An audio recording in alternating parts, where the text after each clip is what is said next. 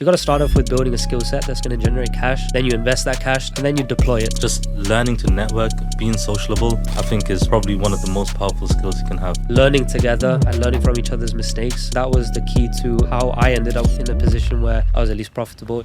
We spend a lot of time thinking about how things are supposed to be, or what the rules say we should do, trying to get it all perfect.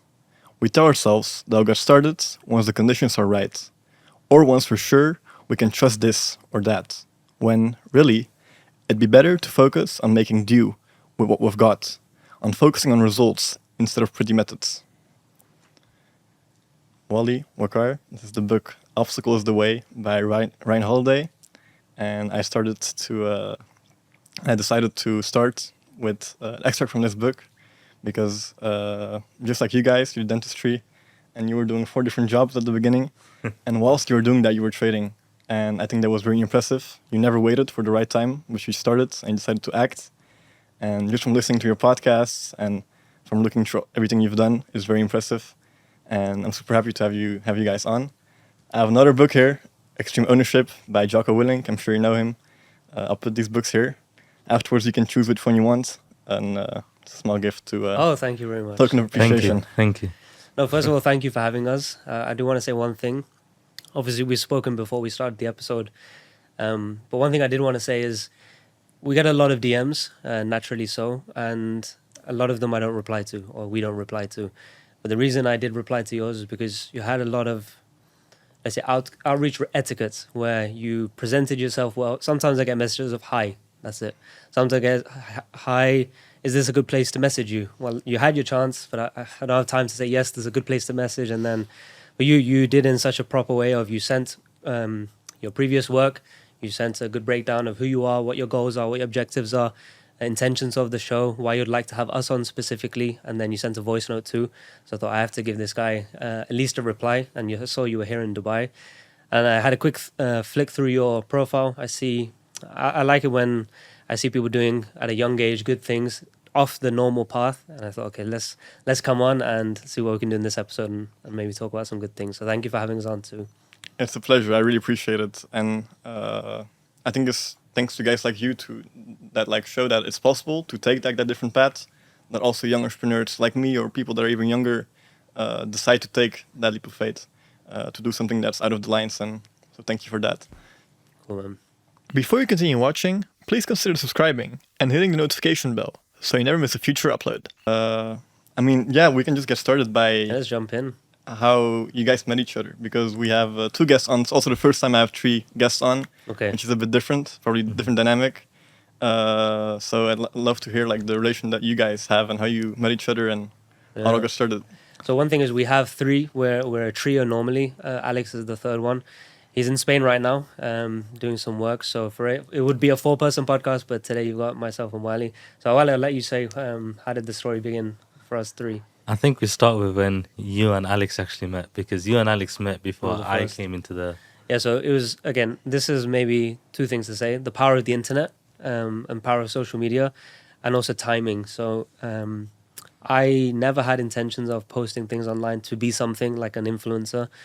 And I guess you've been seeing on my stories lately, it's a bit of a tangent, but I've been posting every day. I'm going for a run, and I've been trying to work on my fitness for a long time. But the reason I post every day is I know nobody cares. They probably just tap through my story of running every day.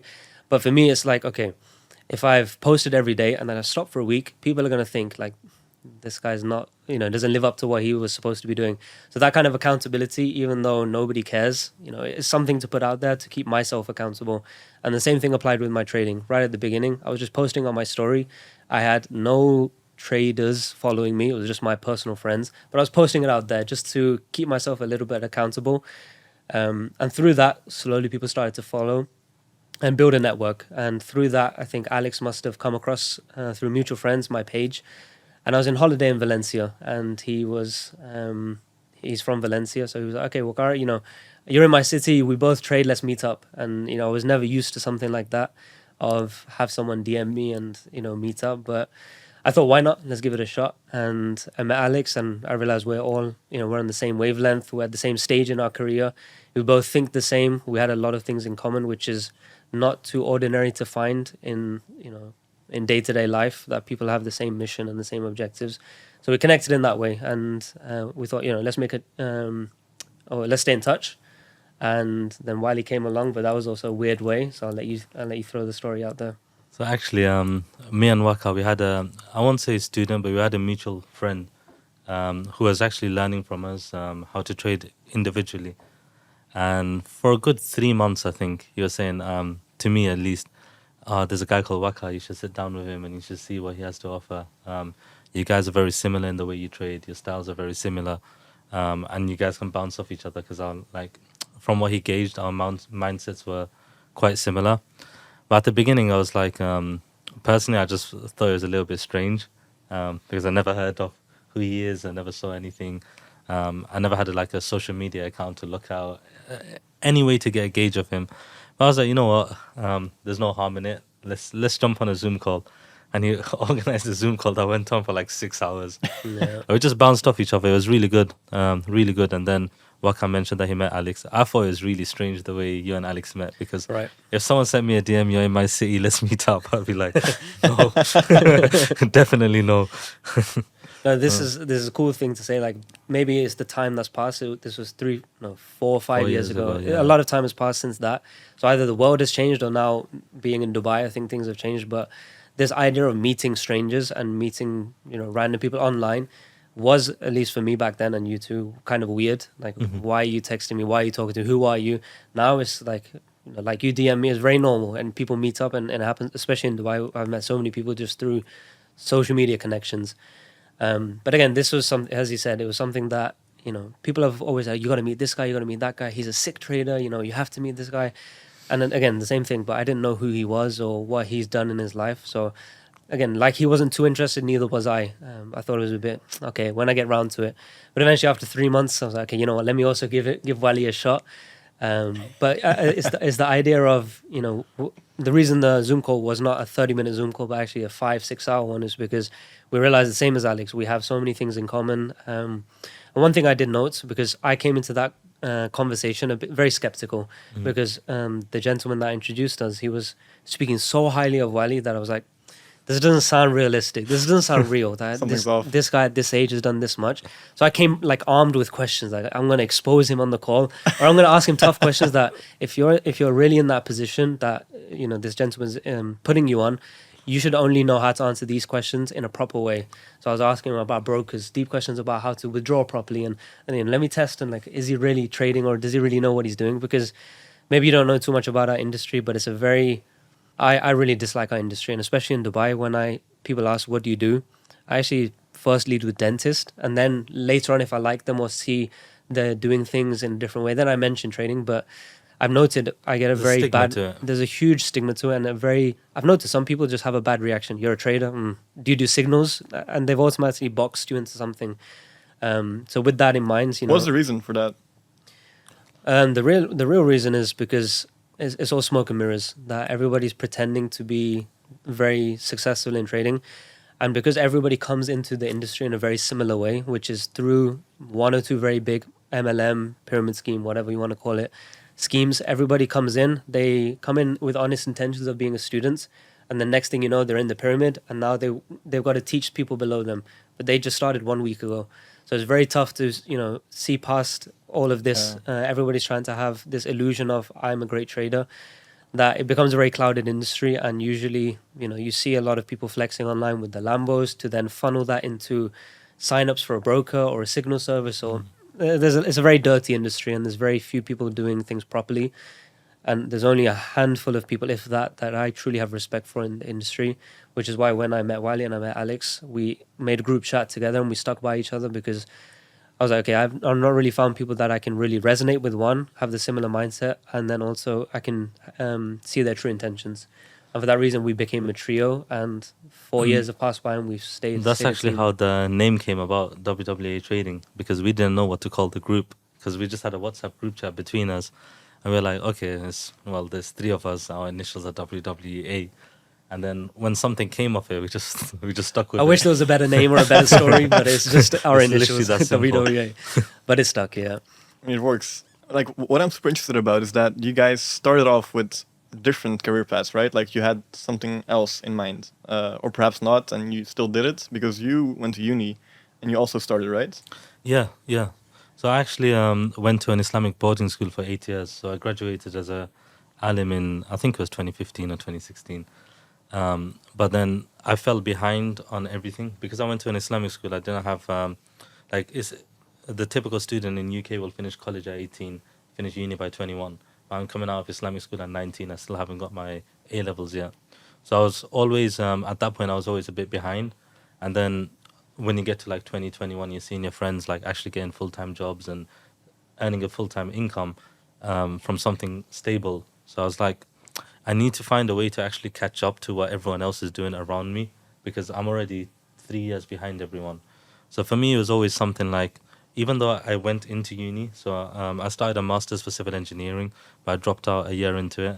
It's a funny story what happened there as well. Maybe we'll get into it in a bit.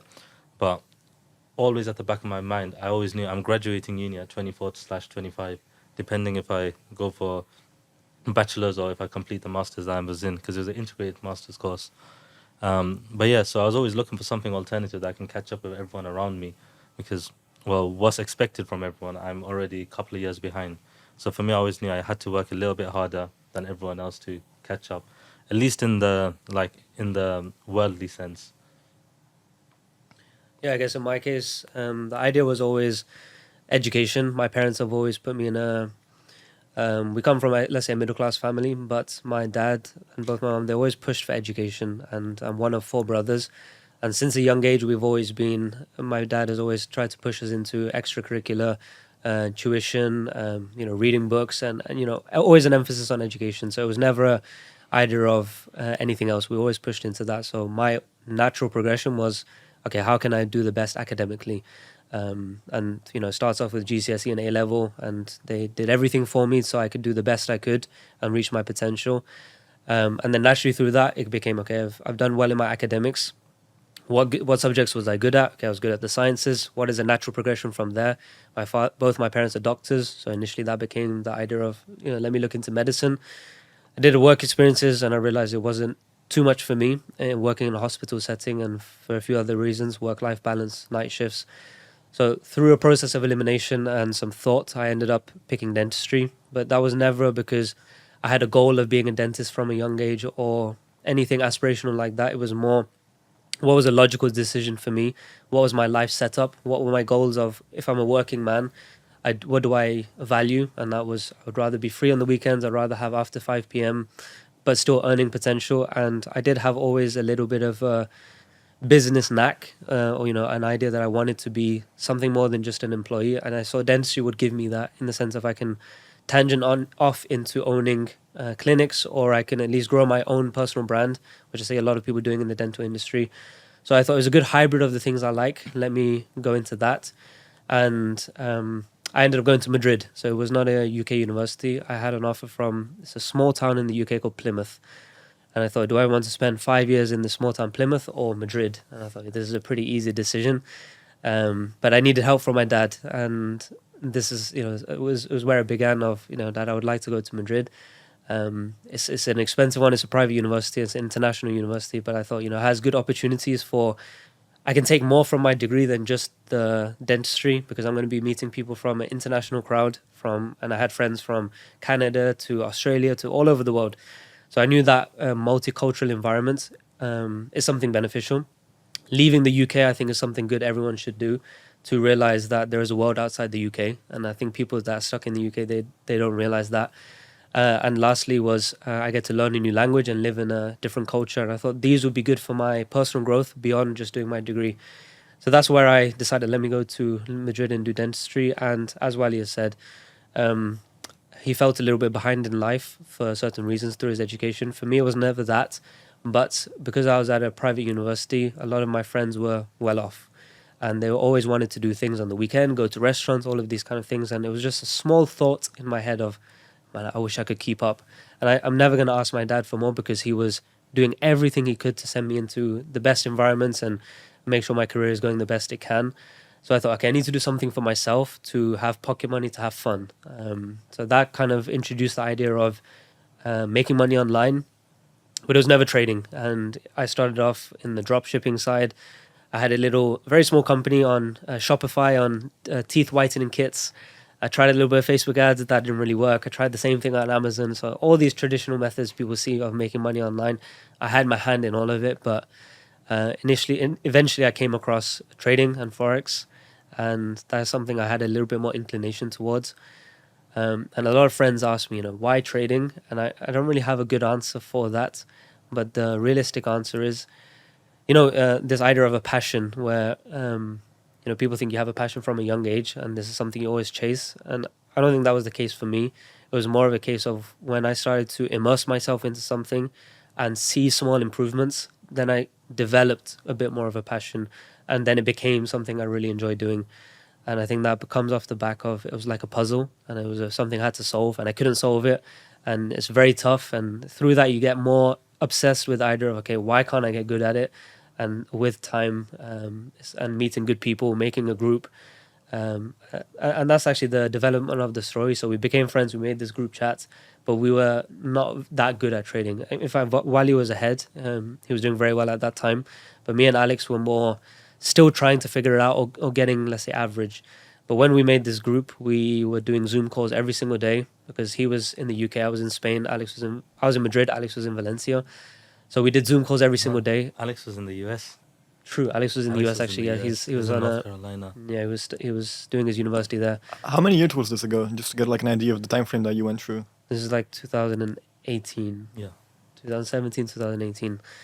So yeah, so this is something advice we give to our traders around us, is that it's supposed to be a lone sport. You're supposed to be like a lone wolf and something you have to battle your own mind and find success yourself.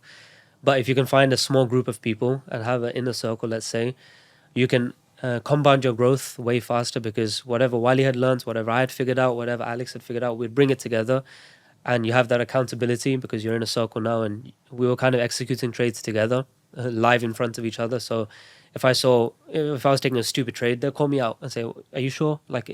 And that, first of all, accountability of people around you, learning together. And learning from each other's mistakes. I think that was the key to how I ended up in a position where I was at least profitable, is because of the people around me. And I think that is a message in general to people is, there's a lot of things you can do alone, but having people you trust around you that you respect can go a long way, because you can compound your growth as a team.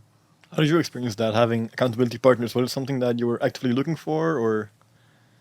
Yeah, 100%. Because with me, I get motivation from seeing other people succeed, and then I want to, it kind of encourages me. So it was good to have, especially Waqar and Alex, because the thing with us was we had actual full routine in check as well. So with trading is something that routine is very important. You need to be up at a certain time to get the market opens or to get the optimal trading hours and all of that kind of stuff. And obviously I was balancing university, I was balancing a couple of odd jobs on the side. So it's very easy to get lazy because you're tired from the night before, or you're tired from, you got a lecture in a couple of hours, you might want to rest up a little bit, you got homework to do, wherever the situation is. But knowing that I have to show up at that Zoom call from this time to this time every single day, and knowing that if I missed out on that Zoom call, then they'll ask me like, okay, why weren't you here? What's the reason for it? Because the thing is, if I don't show up, then I've wasted their time as well. They've shown up expecting to get something from me. I've shown up expecting to get something from them. And you don't want to have that guilt within you. So that kind of helped me quite a lot, actually. I'll say it's one of the biggest aspects. What was the reason you were doing like so much at the same time? Because you briefly mentioned your why you started to get into trading. What was your why? Because you were doing different jobs. You were going to a uni, like a good course as well. Mm-hmm. What was the reason you decided to do more? Well, when I say odd jobs, basically, so I was teaching in a public setting from Monday to Friday, and then I was teaching privately, doing private tuition on the weekends. And then on the weekends also, I would do deliveries for a takeaway that we had in Newport.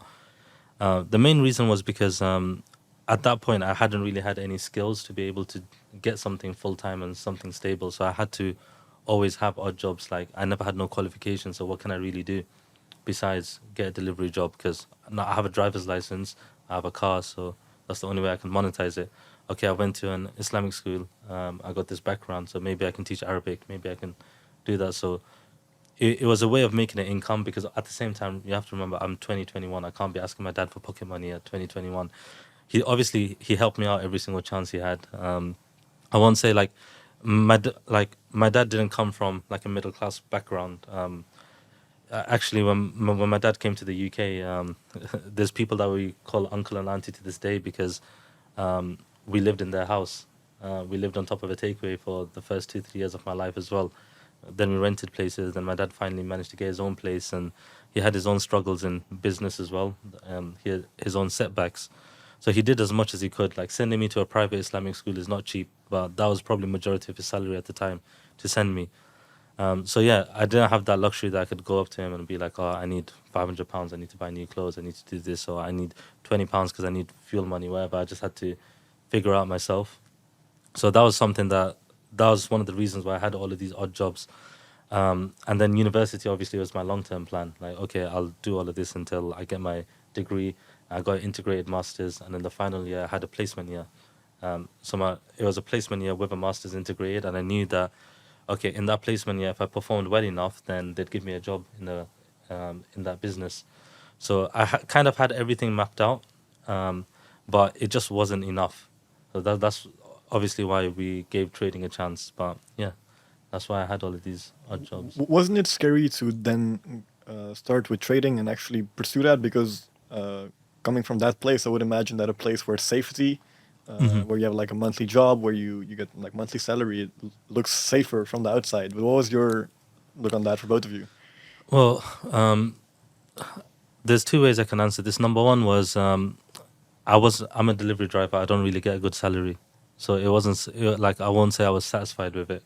I won't say I was not happy as well. Like I wasn't depressed or anything. It wasn't like struggling. I didn't really have like crazy goals, materialistic goals to achieve. But at the same time, it's not safety, because there's not much I can do with £10 an hour. What about the idea of you knew that you just got to see your uni days out, and then you're a civil engineer, you'll have a good salary. So it's just those few years in between that you had to get by as a student. Um, uh, there's so many aspects to it. So obviously, I'm starting uni. Everyone finishes uni at 21. I'm going into uni at 21. Asians, from our background, we have a lot of expectations on us. Like you have to get married at a specific age and all of that kind of stuff. So all of that was on my mind as well. Like for my future, like how am I gonna get into it? Career progression was another thing as well. Like civil engineer starting pay isn't great. It's when you become chartered. Okay. So that's when the salaries actually starts getting good, where you're earning like 40 to 50k a year. Before that, you're on 20k, and that's before tax. 24k before tax. So after tax, it's like 19k. So it wasn't really crazy. It wasn't really something that I thought I can live a life off. Well, not at least for the next 5 to 6 years. Like that was my plan. Then income would start coming in that you can say is a safe income. So I felt like I was in a position where I had to take that risk. But even with that, I had in mind like I can't just go into it and be like whatever I have I put into trading and try to make it work. No, I spent a lot of time learning before I took the route of using real money and putting in like substantial amounts of money into a trading account. There was a whole progress to it. Like, well, maybe I can talk about this where I actually, the moment I dropped out of uni, because we have this expectation on us as Asians. Like This is a funny story. You're gonna like this. This Yeah. links into our Zoom calls, which he's a crazy guy. So I was 1 year into civil engineering, and at that time I was maybe 6 months into learning how to trade. So I'm just about to finish my first year worth of uni, and I've gone 6 months into trading, and I broke up my trading journey. I looked at it kind of like step by step. I broke up my trading journey into steps. So like, first step is learn what you're doing. Obviously, go through that phase as well. There was a 3 month phase where I was just copy and pasting other people's stuff and seeing what results I can get from there, and losing money wherever the situation was. But once I've gone through that whole experience, I broke up my journey into a few steps. Step one was let me learn the content. Let me actually learn, backtest, figure out actually how to trade. And step two for me was to at least become a break-even trader. So I'm not losing money. And that was on a fake account. It was on a demo account. Like, let me see if I can just end the month. I don't need to be net positive, just not net negative. Let me see that. Then after that, it was like, okay, let me see if I can make at least enough of an income to supplement one of my jobs. Maybe get rid of delivery on the weekends, because I didn't enjoy dealing with rowdy customers. Like when the thing is, the delivery guys, people always shoot the messenger, right? So when the taker is late with the order, your fault. I get there as fast as I can, and the guy's like swearing at me. I was like, listen, I never cooked your food. Like it wasn't me. I just dropped it off to you. That's it. So I didn't enjoy that whole experience as well. So it's like, okay, on a Friday night I might get like £90 with tips and everything included. On a Saturday night I might get 120.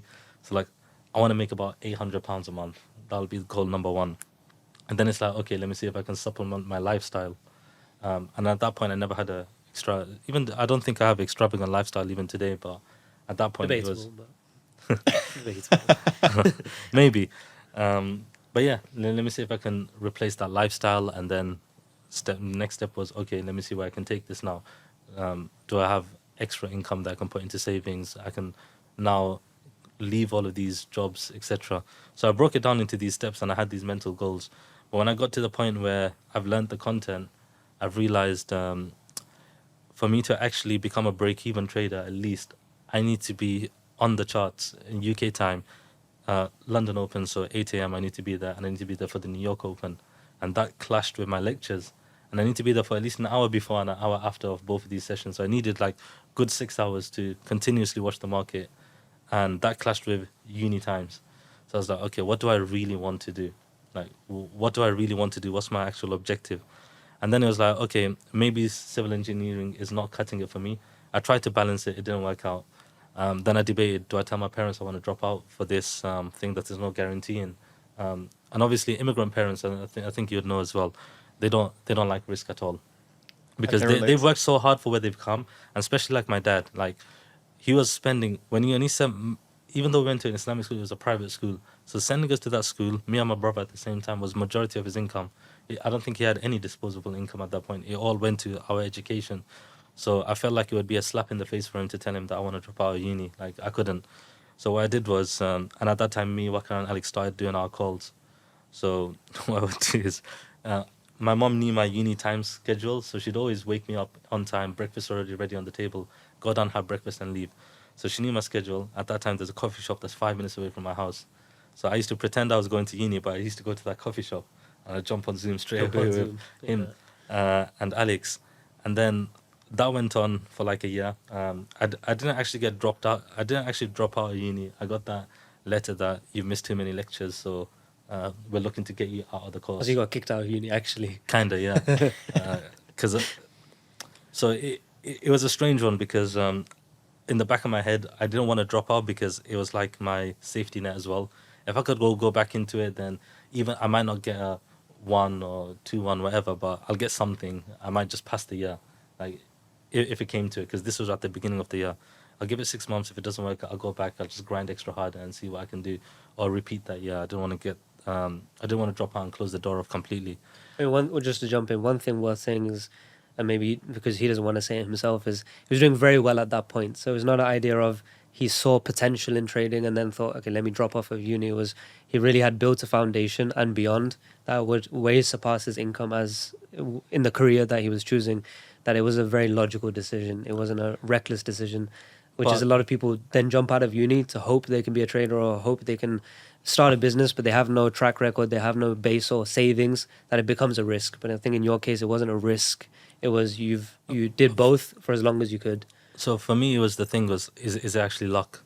Like, is it truly a skill set that I picked up, or is it luck at this point? Like maybe I got beginner's luck, or I'm on a good streak. Like, is it actually going to last?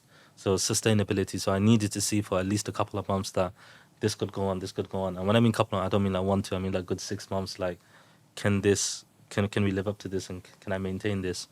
But yeah, the initial moment where I stopped going to uni, because so my semester ends in July. So I stopped going in May for the first semester. I just went in for the exams. And then the next semester, when it starts in September, the year 2, at that point, I went in for like maybe the first 2-3 weeks. Then I was like, nah, it's not for me. And then, but I still didn't drop out. I just kept it running in the background. But yeah, that's when I started like, okay, now let's go to the coffee shop. And that's when we started our calls at first in Yeah. September. Had you guys experienced any major losses at that point? Because like everything is looking quite glamorous now at this point, or at least from what I've heard. Like Yeah. you're making money, you're well off.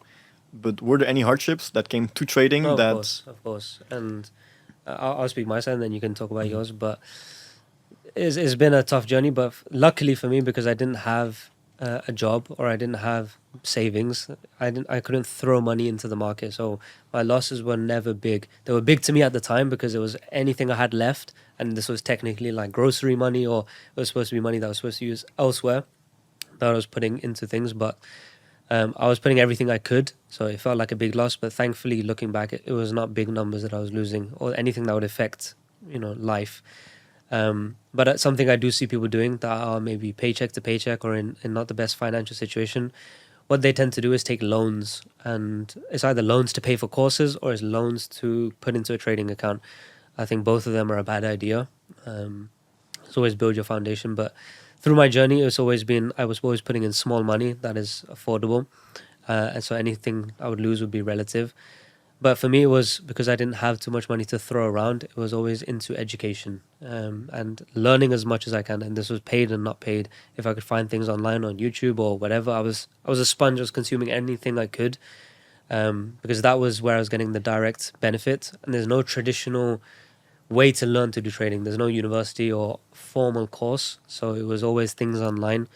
So thankfully, my situation was not too many losses. And then this new thing came around called funded accounts, where, to summarize, it's if you can prove your trading abilities, a company will give you access to capital, and then you can kind of leverage a larger account.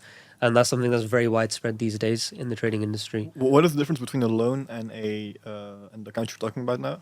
Because a loan is I'm liable for the losses. So if I lose all the money, I still got to pay the bank back. Whereas these funding accounts is the logistics behind it is, I gather, is not real money. It's a full business plan of majority of people lose, so they know they're getting cash flow from people losing, and they just have to pay out their winners who are profitable. So it's not really access to a live account. But at the end of the day, as an end user, it doesn't matter, because if you're profitable, you get the money you deserve. So in that sense, you're getting access to an account. It's profit split, so the company gets a bit of the money, you get to keep the majority of the money. But let's say you lose money, then none of the losses are on you. So in that sense, it's a very good way to not trade a £1,000 account. And then if you do a 10% return, it's not that much money. But if you get access to these funded accounts and they give you $400,000, now you can actually make something worthwhile that can replace your job. And that's kind of the route we give to our members around us, is instead of putting in your savings or going into debts, which is something people used to do now, use access these tools you have in the industry, which is these funded accounts. Leverage that to get a base to put into your own account. But yeah, back to your question of losses, I think Waly has a better story than mine. This one's actually a funny story, but it's a peak story because I was in Hajj at the time. So obviously I went for pilgrimage, so on and so forth. But a couple of months before that, I funded up an account with £1,000, which was crazy amount of money at the time. And this is when I first started. So this is, I think it's 2017. I can't remember now. But what happened was I was following signals, and that's basically when some other trader will give you parameters like copy and paste these details, and basically you expect to make some money at the end of it. Now what happened was, he wasn't even given the best signals. He was given like one win and then 2-3 losses and then one more win and 2-3 losses. And at that time I'm fully new, so I don't know how leverage works, I don't know how risk works, I don't know how any of that kind of stuff works. But I just had a very lucky streak, very, very lucky streak, where I'd say the first 12-13 trades that I took were only his winning trades. And like now we teach students like risk 0.25 to 1% of your account in the trade. I didn't do that. I just kept opening trades until I couldn't open anymore. Like he would say sell gold, okay, I would sell it and I would sell it and I would sell it until, like, literally it'll give you margin call, it'll tell you like not enough balance to open another trade. I did that for 12-13 trades, and every single one was a win. But not every single trade that he gave was a win, because again, like, I'm balancing jobs and doing this. So it's like when I see the notification, I might pull up on the side in the middle of a delivery and put the trade in, or I might That stop was a it. divine gift. Yeah. Well, just to emphasize, because maybe you don't know, other people that are not traders don't know, this is like the most cardinal sin you can do, which is you're supposed to use 1% risk at a max. He was risking 100% of his account per trade, and it was working out win, win, And win. it was working out like crazy. But that's the problem. You get on that adrenaline rush, right? I'm winning, I'm winning, I'm winning. I guess that's the biggest problem people have when it comes to gambling. Like even Yeah, if you're even if you're essentially up, gambling. you continue to go on. Even if you're up, you don't cash out at the right time. And that's where it was. I like 1K account goes to 5K in the first trade. I was like, oh, that's quite sick. Then it gives another signal. I take it. Now my account's at 12, 13K. Another signal. I've touched 20K. And in my head, I'm like, okay, I can cash out now. But also, I'm on a winning streak. I've made 20K in like 2 days, 3 days. Let me see how long it'll take me to hit 100K. And I cash out 100K. And eventually, like within like 6 weeks, I hit the 100K number as well. My account's on 100K. Again, taking full, like if you do full risk and a trade goes slightly in your position, in your favor, it's very easy to make large amounts of money. But it's also the opposite. Like if it goes slightly in the opposite direction, it's very easy to lose large amounts of money. So it comes like within 6 weeks, I hit 100K. I'm like, wow, should I cash out now? Or I've done 6 weeks to a million, 6 weeks to 100K, 60 weeks to a million. I can become a millionaire by the end of the year if I keep on going at this pace. Literally, that was the thought process.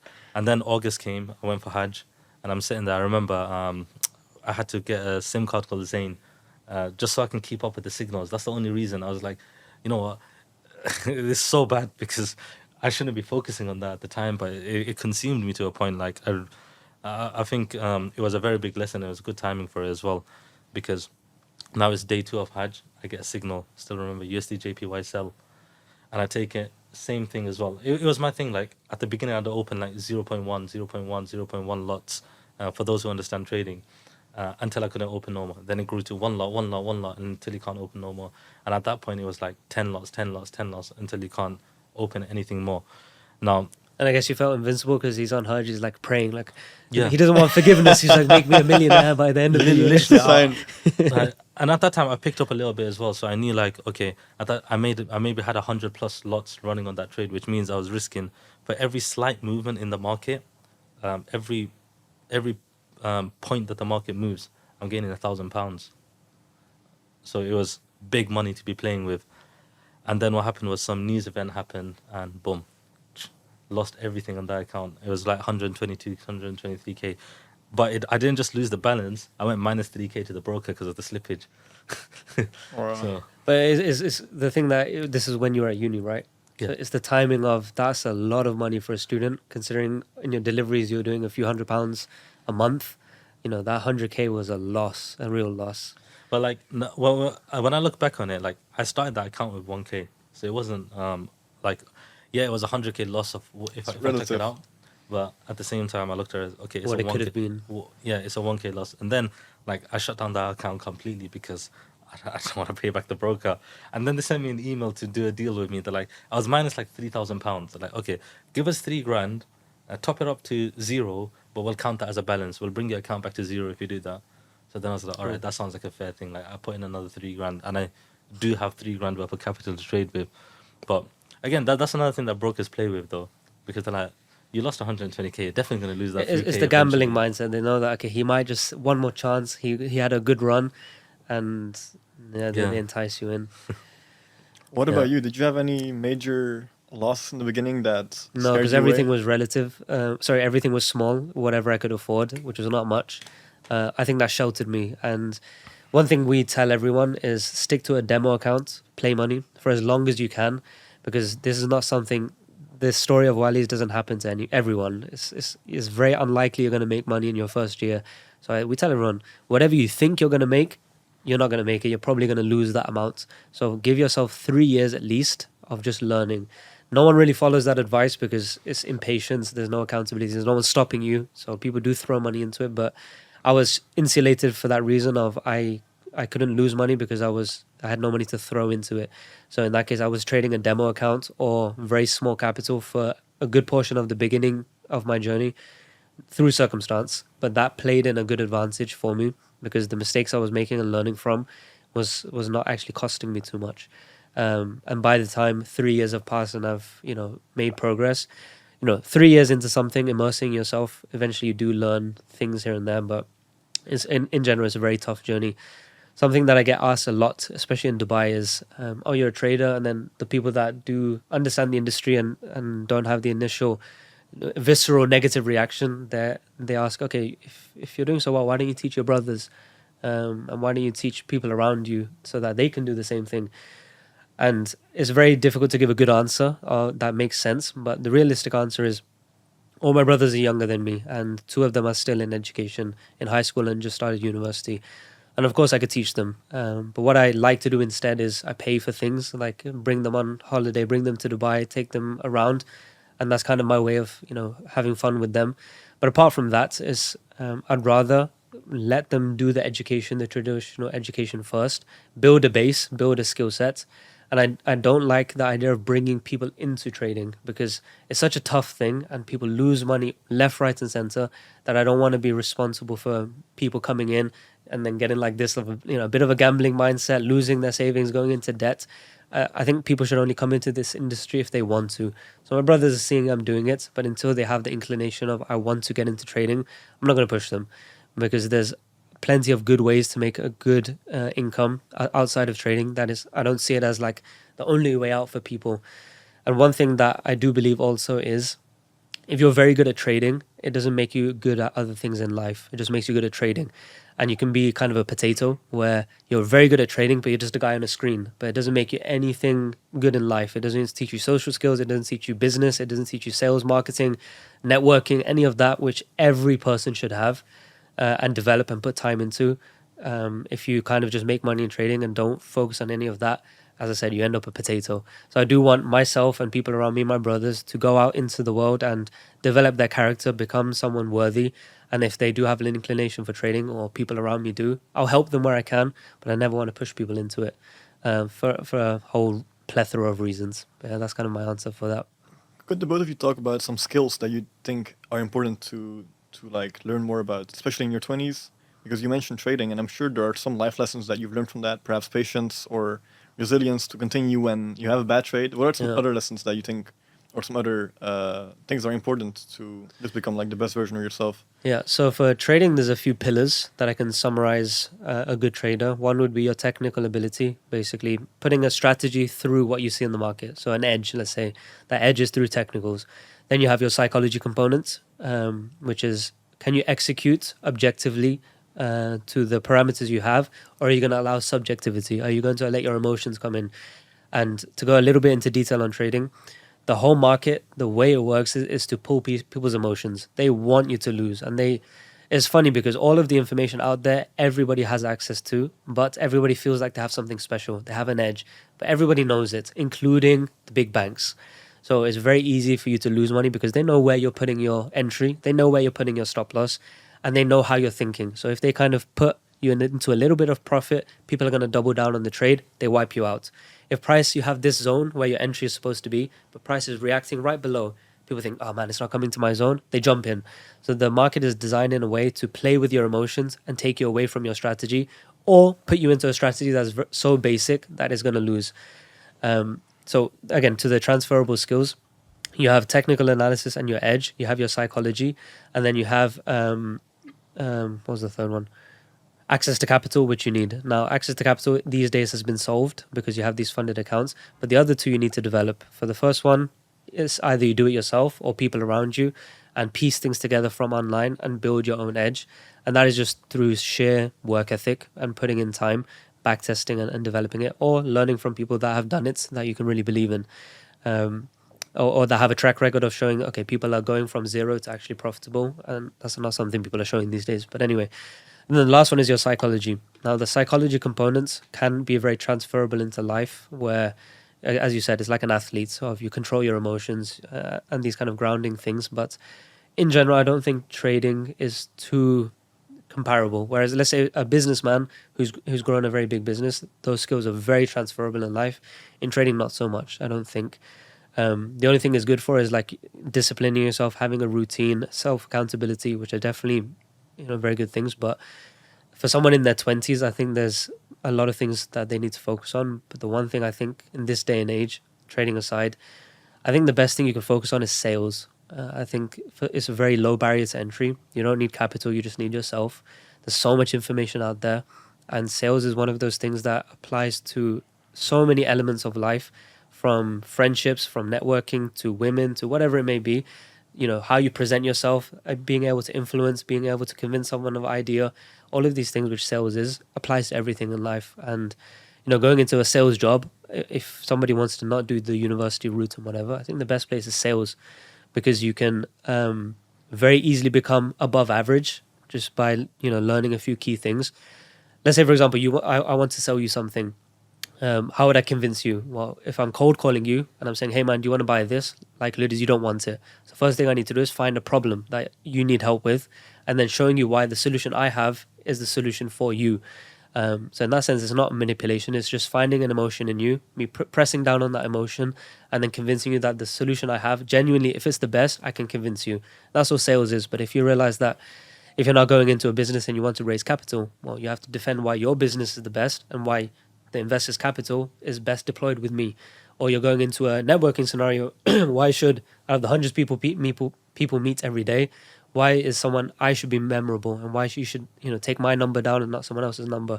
So I think sales is one of those things that you develop your mind, you develop your character, you develop your independence, the way you can speak to other people, and then it gets very deeper. And one of our very good friends, Axel, he's a partner with us. He's a master at this, and it's down to tonality. You know, when to bring out an emotion in a person is through your tone. When to have a pause.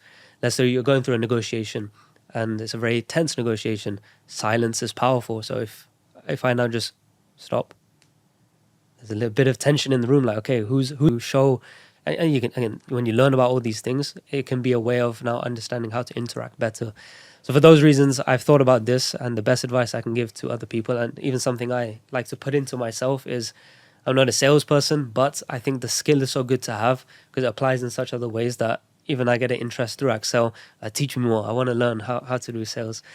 So yeah, that's kind of the best skill in the 20s to have is learning how to master sales. What do you think, Waly? I think one that's really important, and I realized how important it is moving to Dubai, is social skills and networking. The ability to actually hold a conversation with someone, keep people engaged in a conversation, present yourself in a not a boastful way, because you never know where opportunity lies. You never know how someone is trying to judge you, and you never know why someone is wanting to talk to you. Like me, myself, in my journey coming to Dubai, within 4 months of coming here, I became a shareholder in the company that did the Comic-Con event. And that was, I think, only because of the way I carried myself in them settings. And through that, I met a lot of the elite of Dubai. I would say where I got myself in, where now we have got ourselves within 1 year, is where people who have been in Dubai for 10 years and they still haven't entered them circles. So just learning to network, being sociable, I think is probably one of the most powerful skills you can have. And it's a big thing as well. Like, yeah, you can have a ton of money. You could be a crypto nerd. Like, okay, I've invested into SafeMoon. I made 5 million, but you don't know how to talk to people.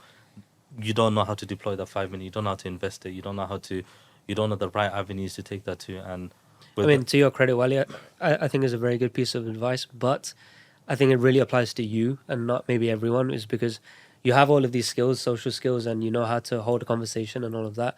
But a lot of people can. And the only reason a lot of people are taking you seriously and not other people seriously is because the things you've done at your age that people can see. And they say, okay, look, he can talk well, but it doesn't matter if you can talk well. A lot of people can convince you of things, but it's because, and it's credit to Waly. He's done so many things at his age where when someone comes across him and understands his story properly and sees the things he's done, is like, okay, people want to be a part of you, not the other way around. So they're networking with you, actually, not you networking with them. And I'm gonna say a couple of things because I know Waly doesn't like talking too much about himself. He's done crazy things in let's say just the last year. He's a shareholder of not just one company but many companies. I think it's coming up to 18 to 20 companies, and it's not just 1%, 2%. It's significant shares. So now he's kind of just a mogul at this point, where he's got his hands in many things and employees I think more than 100 employees. It's a big setup he's got going on. I think something to dig into, because I don't think you know too much, is the PopCon event you did. I know you're limited in what you can say, but I think that's a story you should tell a little bit about. well, I guess with the PopCon, we have to start off with my partner. So I have a partner. He's a local Emirati. He himself, he's got a mad passion for comic books and stuff like that, pop culture, all of that, that whole sector. Me myself, I don't really have a passion for it. I'll be honest with you. Like I haven't even watched all the Marvel movies that have come out. I watched the majority of them, but I don't sit there and I think, wow, this is amazing. But him, on the other hand, he always had this passion for this whole thing. And he pitched the idea to me. I really liked the idea. And he gave me case studies of like previous events that have taken place in the region. So Comic Con that has taken place in Bahrain, in Qatar, in Kuwait, and even some that happened in Abu Dhabi and Dubai. So the numbers made sense to me. That's the main thing. The numbers made sense to me, and then we come up with a business plan around the whole thing, and we were like, okay, we need to do something different that no one else has done. So we were like, okay, the main focus of these events is normally the stars that come in. So we have to break the barriers and see what stars we can confirm. And we managed to get Chris Hemsworth on board. And then once we had Chris Hemsworth on board and the government heard of what we were doing, because this whole event took place under the patronage of Sheikh Ahmed, um, Sheikh Ahmed here. So yeah, when we got Chris Hemsworth confirmed, then a lot of other celebrities started coming on board as well. And then obviously the government saw this as an opportunity to actually push the country um, on the brand of the city of Dubai as well. And even to the point where other regions have now contacted us like, okay, we saw what you did there, now we want a slice of that cake, can you do an event for us? And the government helped us a lot. They made a lot of the problems that we had go away. So credit to Dubai government and Dubai tourism for doing that. But we ended up having 90,000 appearances in the event. Massive event, massive Mhm. event. Yeah, and it was very cool to see because again we've just been in Dubai 1 year, but just seeing his events billboards across the city. In what cinema was it that you Uh, had the Vox. Vox Cinema? So it's a very big cinema chain.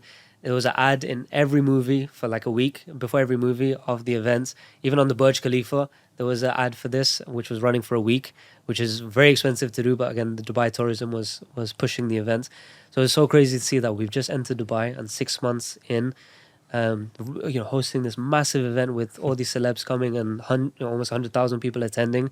It was so cool to see that we just moved here and we were just traders, but now seeing how deploying money into the right areas, into different businesses, and I think it's the blessing of the city as well. You meet so many cool people, and this gentleman he's talking about, I don't know if we should name him, but he's a local Emirati, but he likes to keep his circle very close, so he doesn't have dealings with many people, and he's a bit old. He's older than us, so again, that partnership doesn't look ordinary. That it's an Emirati guy and a UK guy. The age is different, the backgrounds are different. Why did that happen? But I think he took a liking for Waly, and they connected very well. And obviously, Waly had to prove himself too, of why he should be a partner and why he should be allowed to buy into his company. But I think through that, he's opened so many doors for us beyond just the popcorn and the comic book store, in different avenues and different ventures where I think that's where a lot of our time goes these days, which is not just as you said before we started filming today, is you guys haven't uploaded in a long time. Or why did you stop putting efforts into your brand, into your YouTube channel, into Instagram, or whatever? And the realistic answer is because the whole reason we were doing it is to have a presence. It's an attention economy, but you can deploy that attention economy into various things. But all of those benefits we kind of found in Dubai through the people we were meeting. So that main incentive that was there was taken care of through our in-person network versus our online network. So that was less reason to put time into it. But again, a big pillar of why we were doing it was because we had an e-learning platform and an education company, and everything would funnel into that. If we're providing value for free online, people would eventually want to learn about how we traded our journey and specifically what we are doing. So that then became a whole business. And to touch on it briefly, it becomes one of the things that, as I said, I don't like talking about when I come to Dubai and say what I do. I go with dentist first and not necessarily with trader, is because it has a negative connotation. So when you are now teaching how to trade, it becomes very ugly. People don't like that, and it becomes very, what are your intentions, or what is the reality behind the scenes, or where are you making your money from? Which is why we didn't want to push too much online, because I started to be like, this is not the cleanest look, especially in Dubai now where we're making good moves, but then they see that background. Yeah. It became a bit of a weird way to do it. But yeah, with that stuff. So the online education thing, it's a full setup. It's not just a little course anymore. We've put so many resources into it now, where we've developed an app, Android and iOS. We've developed a whole software. This software took us more than a year with a partner. I think we deployed more than $200K into a software, into our platform, to the point where people can't take screenshots. If they screen record to leak the content, it's just a black screen. Audio watermarks, physical ID watermarks, IP address. There's so many things where I think it's the most secure platform on earth, and we invested a lot of money into it so that we can freely post our content without feeling restricted. But we've put a lot of thought into the education side, where how can we be beyond just a course and actually a substantial education company or e-learning platform? And we thought it's through technology, through the software we have, through the app, but then, as I briefly mentioned to you before, gamification, where, you know, becoming a trader, as we said, is one of the hardest things. And there's very few things in life where if you apply yourself for 5 years, in civil engineering, dentistry, sales, as we spoke, anything, after 5 years, you're going to have something to show for it, and you're probably going to make money. Trading is one of those things where we've had people come in that have been trading for 7 years, 10 years, done all the courses, and they're still not making money. And we've have many students like this. So we thought, okay, this is one of the toughest industries. How can we make the success threshold easier to access? And the example we give is everything's a bell curve. So you have the anomalies either side, but the majority in the middle. And the person that is, you know, kind of lazy, doesn't put in the work, if they come to us, they're not going to be in the top percentile. They're just going to be maybe a little bit better. The average guy, our job is to make him not average, but better. And the successful guy, he's going to be successful with or without us. So we thought, how can we push that bell curve further to the right? And one thing we kind of thought of was gamification. And this is not something we've seen anywhere in online education. And I think it's something pioneering. And actually myself, when we were coming up with the idea, I don't think I would have benefited. So I thought it was kind of a weird concept that you give people points and, you know, the games and titles. And I don't think I personally would have cared if I was part of a community. But what we found is it's made a day and night difference. So the basic premise is that instead of having your goal, which is 5 years away, let's say, of becoming a full-time trader, let's say after 6 months, after 1 year, you lose the motivation. And what is going to keep you going? Unless you have a strong why, unless you have a strong work ethic, intrinsic motivation, how are you going to keep going for 5 years or 3 years? The reality is a lot of people drop off, and we've noticed a lot of people drop off just after 6 months, and they're on to the next thing or the next program or, you know, the next shiny thing. What we noticed with the gamification is that your dopamine release or achievements process is not on the end goal, but it's on milestones in between. As long as the milestones are linked to progress, I think it's the perfect solution, because now we've got, as long as you're doing tasks, for example, you're submitting homeworks, you're backtesting, you're asking good questions, you're involving yourself in calls, community calls that we do, you get XP points. And these points are now going to lead to ranks. And the more you rank up, the more videos you unlock in our platform. Therefore, you're getting to learn more. The more access you get to us, the more calls you get. And as they are going through the process, they are getting points. And indirectly, it's kind of releasing, we hope, dopamine in them that they achieve a rank. They're getting feedback of positive growth, that they are achieving ranks instead of achieving the end goal. But these ranks are going to lead to that because they're now learning better. They're getting more content. They're getting more access. And we've noticed that the engagement is way higher. People are now self-accountable. And we used to have one big issue. And this is something that why we've slowed down on it is that if you have 1,000 members, which you're going to get people from all kinds of walks of life. You're going to get people from all cultures, all backgrounds, all types of work ethic. And inevitably, you're going to get a portion of people that are unmotivated, lazy. They don't take self-accountability. It's naturally going to happen. And those kind of people become very vocal. And they always put a lot of pressure on your time. Like, you didn't do this, you didn't do that, you didn't teach me this. And they ask the same questions again and again, we noted. And it does become draining where we've explained that same concept a million times and everybody's got it, but there's a group of people that are saying, hey, what is this? What is that? And for me, it became very exhausting of answering the same question again and again. So we put technology in place again where they have access to an AI, where they can ask a question and they get the answer. But now it became a form of real accountability where, you know, when you're an e-learning platform, people can blame on us. They say, look, we paid you, so you have to teach us. But now we have an answer back and saying, look, I'm only going to give you help, additional help beyond what you paid for if you are level 10. If you're a level 20, that's when you get access to me. But if you're a level 0, you haven't done any homework, you haven't attended any community calls, but you're asking me a question like this, which you can find the answer on our platform, but you're just being lazy and asking me, I'm going to say, look, you're a level 1, come back to me when you're level 10, do the homeworks, and then I'll be more than happy to help you. So then, putting these systems in place, we have educators now, we have admin teams in place, we have recordings, everything's kind of set up. So I think I'm at least personally toying with the idea of if I truly enjoy it or not. I really enjoy teaching and helping people that are sincere, that are appreciative, that are putting in the work. But naturally, you get people that are not like that, and those kind of, they're more vocal. They're the ones I see every day because they're DMing me and they're asking for help, but they're not asking for help in a proper way. It becomes, after 2 years of doing it, it gets a bit exhausting because they just DM me, but they don't watch the videos or they don't attend the calls, which is, everything is there for them. So as the months have gone by, we've become less incentivized to post videos, to do YouTube videos and put things on Instagram, and it just became like a job. And the moment it started to feel like a job, we were like, why are we doing this? So right now it has slowed down a lot. We haven't posted too many videos. We haven't marketed anything. Everything that has happened in the last 6 months has been word of mouth. Friends recommend it to their friends and they join us. Are you still very active inside the course though? In the community, yes. But again, we have educators in place. So things are every day there's calls going on, there's activity going on. But ourselves, we've recorded a catalog of videos and it's leveled. So people are going through the levels and unlocking videos that maybe we filmed previously. But one project we had recently was, and I think this is a cool one to speak about, is we spoke about what are the pillars of a trader. So it's your technical edge, it's your psychology, and then it's technology, let's say. The technology is the one we're working on, so I won't talk about that. But psychology and your technical edge. The technical edge, our goal was, let's put something out there that people are paying for, and let's say the average cost is $1,000. Let's put $1,000 worth of value that everybody is putting out there in their paid curriculum, but let's put it out for free. So if we put something out for free that is going to teach everybody the basics, is going to teach everybody the fundamentals, the lingo. Now it's not a case of, a lot of people message us and say, hey, how do I get started in trading? I don't have anyone that I truly believe, like, go to this guy and you will learn good basics.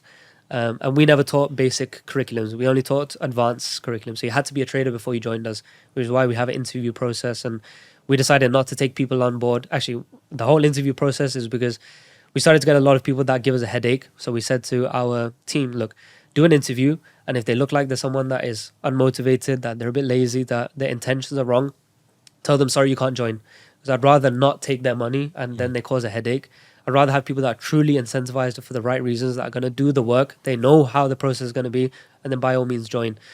So yeah, we're going to put out a curriculum, I think, in the coming weeks, where it's going to be on our app that we've developed, whereas hopefully it's the most advanced basic curriculum you can find, and we're just going to give it away for free. And we got a lot of ideas of putting things out for free. And another thing is psychology.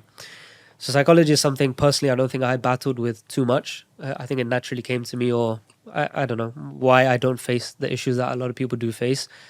But a lot of people would ask us questions over the years of, I'm having this problem, or a big problem was when I'm trading, when I'm attending one of the calls that we do, when they're attending these community calls, they're like, I get everything you're saying. I understand the theory. I understand the trades you're taking. I understand everything. I don't have an issue with knowledge. When I'm back testing, I see everything. But when I go into the live markets, I keep losing, and I don't know why. But in back testing it works, but in my live trading it doesn't work. And the bridge between the two is your psychology, and that's kind of the issue we were seeing. But I didn't feel qualified to answer those questions. Neither did Waly, neither did Alex. So that's what we thought. Okay, let's get someone professional in. So we got a psychologist, and she's been working with us in-house now for 1 year, more than a year now, developing a curriculum. She's done interviews with all of our members to try and see what is the difference between someone who's struggling and someone who's profitable. What character differences do they have? How do they approach problems? She's bringing a clinical perspective to psychology, linking it with us to bring a trading element to it. And this should be the most advanced psychology curriculum on the market. This is something we want to give out as well to our members as a value add. So we were really thinking with our education company, because personally I was losing a lot of desire to do it. I was like, if we continue to do this, we have to be the best, because we've got so many other things going on here in Dubai that this project is either going to die out and be nothing, or is going to be the best. So we thought, what does someone need? And we thought everything that they could potentially need. We introduced and pioneered gamification. We're the only people that has a platform like we do. We're the only people that are going to do psychology that we do. We're going to give out free value that people are charging for. And we have another project that we're launching soon is the metaverse. So we thought, how can we make this the most enjoyable, pleasurable experience beyond just recorded videos? because that's what's going to keep people going, keep people in the community. And at the end of the day, like we had our inner circle, a group of 3. We want people to build their little network amongst our members, because those people are the same goals. We vetted them through our interview process, so we know these are good people to collaborate with in our community. So we thought, how can we get people to collaborate beyond just a Zoom call? We saw Web3 coming, we saw the metaverse coming, so we've developed our own metaverse. So it's going to be a trader's mansion set in Dubai. We'll give you a look after we finished filming. So it's a big mansion set in Dubai, and it's always catered to like our style, how we like the interior, the skyline of Dubai in the background. And the idea being everybody puts a headset on, they go into the mansion. There's a cinema room, and that cinema room is where people can watch the episodes we have uploaded. So it's like a live streaming. And we're going to have like a trading floor where everyone has their desk and they can talk to each other. There's going to be a pool table. There's going to be a garden, so people can just come and hang out amongst your trading hours. And because we have a strict protocol of when to execute trades, but there's a window between of a few hours where they're not executing trades. So that's where they can come and hang out. They can backtest together. They can get to know each other better beyond just texting on a group. Now they can speak to each other, and it's kind of face to face because it's a metaverse. The way we've done the avatars as well, they can put their real face on the avatar. So it adds a bit more of a personal touch so you can build more genuine relationships. It's really cool. The idea is as well, like we can have educators walk around the trading floor real time. We've done like with the technological aspect of it, I'm not exactly sure how it works, but every trader has his own monitor, and we can have an educator walk around, view their monitor. It's a direct screen share of what they're actually trading and point out their mistakes. Hey, maybe you shouldn't have taken this sell, or maybe you shouldn't have taken this buy, or maybe like you done really well here. Like give them a pat on the back, all of that kind of stuff. We can have leaderboards, we can have award ceremonies for our top students. It just adds a lot more substance to the whole thing. You have a very, very advanced course. Psychologist, it's very advanced. But what I'm very curious about, do you think there's then still value in ordinary education? Because you finished your degree, you dropped out after you were very successful. I'm sure there are not many courses that are this advanced, if any. But do you think there's still any value in that? Because before I jump into that, just one thing I wanted to say, because from the outside it might seem like, why do they care about a metaverse, and what does that got to do with trading? Why are we doing all these extra things? And the reason being is that metaverse is not going to make you a better trader, or gamification is not going to make you a better trader. We know that, but we thought, how can we? And again, it is actually linked to your question of how can we make education better, and how can we keep people that are not self-motivated, or they don't have that intrinsic motivation, they don't have the discipline, they don't have the consistency, they don't have longevity in achieving their goal of, can they keep up through the tough times? For all of these reasons, we thought, how can we make this so people stay on, that people keep themselves accountable? So we set up our community in a way where we have every tier of accountability, where we have alumni accountability. So we have senior members who are higher ranks. They talk to the lower ranks. So now you're getting people that were in the same place as you not too long ago that progressed. They can help you out and tell you, I was struggling with the same thing. Here's how I figured it out. They have that's alumni accountability. They have peer-to-peer accountability. So people in the same rank, they're accessing, they can now grow together as we did at the same level when we had our daily Zoom calls, that peer-to-peer accountability. And the third one is master accountability, but I don't want to call ourselves masters, but they get people that are the educators, and we have a team of educators plus ourselves. So they're getting every form of accountability and gamification, which we've seen nobody do. But we saw a direct correlation between the highest ranked members, or the members making the most money, or the ones that were even making money. So this just goes to show for us that the more we added these perks and these extra things that no one is doing, we saw a direct correlation between community activity, the engagement, progress, people submitting homeworks. Everything was flourishing through these things that we were doing. So even to answer your question, I think if traditional education started to implement these kind of things, I remember, for example, when I was in a maths lesson, I couldn't give a damn. I was bored out of my mind. But now if they implemented gamification, let's say, especially when you're a kid and kids are hooked to video games, now if you implemented gamification to traditional education, or you implemented new technologies or new softwares, new ways to do things, a metaverse, I'm sure kids would be way more engaged. What do you think, Waly? Yeah, 100%. I think as well the gamification aspect makes people value the content a lot more. Because one thing we realized is, because we were a one-time payment, no matter how much we provided, because for them it was like, okay, you pay once and then you unlocked all the content. we've had students with us that has been for 2+ years, but now they don't show up to any more calls or any of that kind of stuff. And that's why we stopped doing the calls. And the reason was because they kind of expect it. And because it's a value add, they kind of see it as a bonus. And like, it's not mandatory for them to attend as well. So the attendance has started to really drop. And then when we realized is when we started, because we have all the analytics on the back of the app, we can see how many hours, how many logins, how many students are watching simultaneously at any given time. The moment we put the content behind all of these, not paywalls, but like XP paywalls. They have XP to earn paywalls, to yeah. learn. They have to earn their rights to access the material. Exactly. We noticed like, okay, there's a whole level up system. So you become level from 19 to level 20. The moment people would unlock level 20, you see them, they've already started watching the video. But before, we would announce a call 1 week in advance. So they have the heads up. They know this is the time of the call, whatever, and they still won't show up.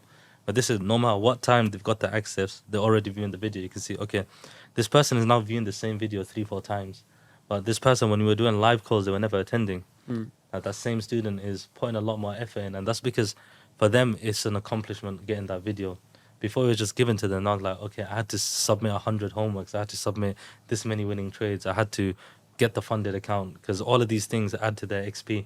And they're like, okay, they don't see it. I don't think people see it as this video just came to me today. They see it as, okay, I've been leveling up for 6 months to get to this video.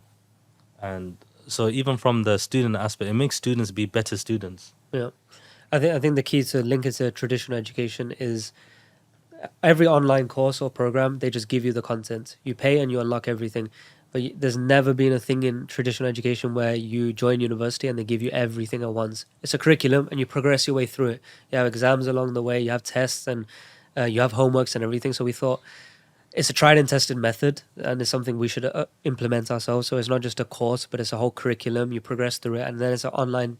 It's a like a mentorship, but it's actually just like a school or a university, and that was kind of the goal with it. But to get to that question of traditional education, there's a lot of like new wave people thinking that it's useless or whatever, and I've spoken about it in the past. But I think there's still huge merit in it, and as Waly, his father pushed him into education from a young age. My parents too, they put a heavy emphasis on education. Alex's parents too, where Alex's route is he wanted to be a football player. He was doing very well. He ended up in a scholarship in the US, but the condition was you can only go and play in the US if you stay at university, and that's something his dad put a requirements on. So education was always emphasized for all three of us, and I don't know if it had a direct effect, but there's a correlation there. What I see as well is by the age of 18, usually people don't know what they want to do in life anyway. And so if you stay into school into 18, you apply yourself properly, you're going to learn a lot of transferable skills on how to work, how to learn, how to have discipline, how to pass exams is a whole skill itself. Because you can't just learn the night before. You have to put in a few weeks of preparation. These skills are useful in life. And I remember all of these things. And we joke around because we, for some reason, remember so much from GCSE days because we were hammering it in. Like the mitochondria is the powerhouse of the cell. We just randomly throw facts at each other all the time. We're like, remember this from GCSE? And like, yeah, I actually do. But it doesn't matter because all of that information is actually irrelevant to our lives now. For everything we learned at school, more or less. But we learned so many things that we applicable in later in life of, as I said, how to learn and how to apply yourself, that I think schooling system is needed for that. Because how else are people going to progress in those years? Maybe you're not learning the most useful thing, but you're learning how to learn. And later on in life, when you start to apply yourself to, I want to do this, or I'm getting enjoyment out of this, or my goal is this, then you're not coming as someone who doesn't know how to do anything. You're coming, okay, I've learned how to learn in university, and now I can apply myself to my business and learn how to do sales. And instead of just doing a course, and we see it, the people that don't know how to learn, they don't even complete the videos. They give up. They watch it fragmented. But the people do know how to learn. They apply themselves very correctly, and we see a correlation in their growth. So in that sense, I don't have anything against traditional education. I just have against people just going with the flow. I think that's the real issue. Obviously, the schooling system is outdated and it's a whole money machine and whatever. But conspiracy aside, a lot of people just go with the flow because they don't know what to do. They don't want to think for themselves. So I'm just going to go with A-levels. I don't know what to do after that. I don't really want to apply myself. So I'm just going to go with university. And I'm just going to do this random degree that's not really beneficial, which is, I think, most people. But eventually, when you leave the university system, now you got to think for yourself of either do my job and stay in that 9-to-5 rat race, or I think, what can I do? And I think everybody should get themselves involved in business in some way. It doesn't have to be specific business, but you're going to grow so much in your 20s by taking these risks, because you got to make it work. And if you're a business owner, you don't have to just be good at one thing. But if you're an employee, you have to be good at your job. You have to be good at one thing. But if you're a business owner, you got to be good at so many things, from managing a team, leadership, how to host a meeting, how to not waste time in a meeting. You got to be good at sales. You got to be good at marketing. You got to be good at networking. You got to be good at accounting, doing your tax. There's 20 different things you have to be very good at. And if you're not good at two of them, the business suffers. So we found that just having this education company, yes, we're teaching and doing all of this, but in the back end, we've learned so much that has now transferred into our other businesses, that we realize, okay, it was worth doing this company in the beginning because it's now transferred into everything else. And the skills we learned in doing so was worth it. And even if it's not our main focus these days, is running in the background. And the things we learned in growing that company, we now put into use in our day-to-day life. So I think the best thing is, it doesn't matter if it's online learning or traditional learning. I think the real answer is self-learning, like putting yourself in situations where through experience you learn. And that was how we did our trading journey, where through experience we took losses, we learned together. That's how we had our success there. Same in business. We've had so many problems in business. In fact, I think what they say about business is, and I won't go into the troubles we've had, but it used to bug me back in the day where they'd be like, okay, now there's this problem, now there's that problem. Why can't it just be easy? Then I realized a business owner's job is to solve problems. When you position yourself like that a business owner, that your job is to solve problems. Now when a problem comes, you're not annoyed. You're like, actually, this is my job. My job is to solve problems. I'm not the employee. I'm the business owner. I've got to work on the business, not in the business. So my job is to always solve problems. And that's what we do in our day-to-day. We're just professional businessmen. We're just professional problem solvers. And that becomes our day-to-day routine. So it's super impressive that you're doing all these different things all at the same time. What I'm really curious about is, what does your day-to-day look like? Because you wake up, you have different companies you're working in, and you're also talking with a lot of different people. Like, what does it look like when you wake up? Okay, so it might seem like we have the most hectic lifestyle of demanding work, but it's actually the opposite. Where, for example, Waly is the head of, or senior position of, I think, almost 20 companies. You'd think that, man, he must be running left, right, and center as well. But it's actually the opposite, because you hire the correct people, you hire a CEO, you hire managers, you hire HR, and then all the jobs get done by the people. So out of these 18 companies, Waly is working on maybe one or two actively. The rest are kind of taken care of in the background because people are in place. So in that case, you're just making high-level decisions. So majority of our day is meetings, and we just got to make sure we're checking in with the right people, make sure they're doing the work that they need to do. Trading is still taking an active role, but recently less. The Christmas period, the holiday period, the market does slow down. So if I'm to summarize, let's say the last 3-4 weeks, I think all we've really done is networking. And it kind of sounds fluffy, but majority of our day is either meetings in our business with our people or going out and meeting new people. And I think Dubai is a hotbed for this. And we've only been here 1 year now. And we came here on a whim. Main reason obviously was tax, but it was like, are we going to stay here long term? And we're going to really be Dubai people? But I think I'm loving it, and I think you are too. We don't see ourselves moving anytime soon. Unless I end up with a kid, then I might have to go back to UK. Delay that then. But no, Dubai is the place to be, because everybody that is here is not from here. Most people that you come across are not from here. They've all come here, and they've all come here for a reason. So you tend to find people that are here are on a very similar wavelength, because they've left their hometown to, not really for a job, it's for their business or it's for something.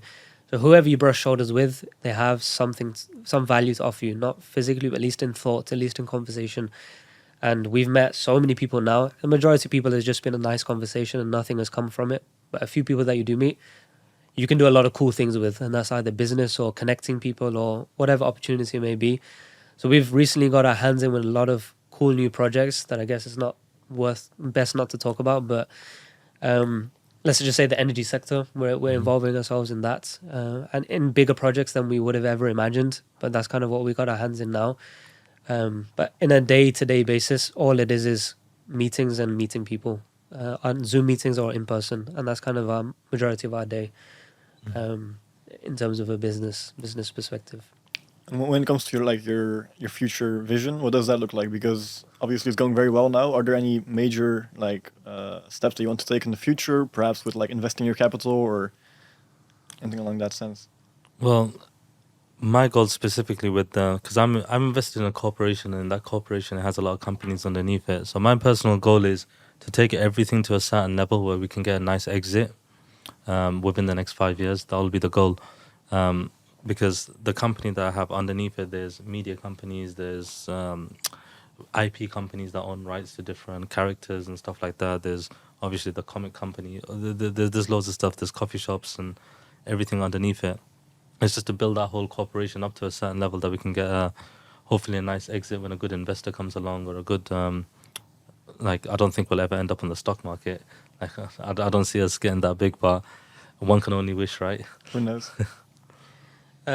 Myself, I mean, everything we do, we're very intertwined with. We always come as a trio, actually, the things we do. But right now, in terms of the investment side, you said, I think it's a very tough time to know where to invest correctly, and it can also be a big distraction, because if you're focused on where to put your capital, you're not focusing on what made your income, and therefore I try not to get too caught up in stressing out, or I need to put it here, or what's the best opportunity, whatever. We just focus on making more income, and then right now I think we're just very cash heavy, and we're waiting for opportunities. We've deployed cash in many ways. Watches, we've invested a lot in watches. Through the PopCon and Comic Con, we've invested a lot in comic books. So we invested around, but nothing substantial. So I think we're just holding on to cash and waiting for the right opportunity.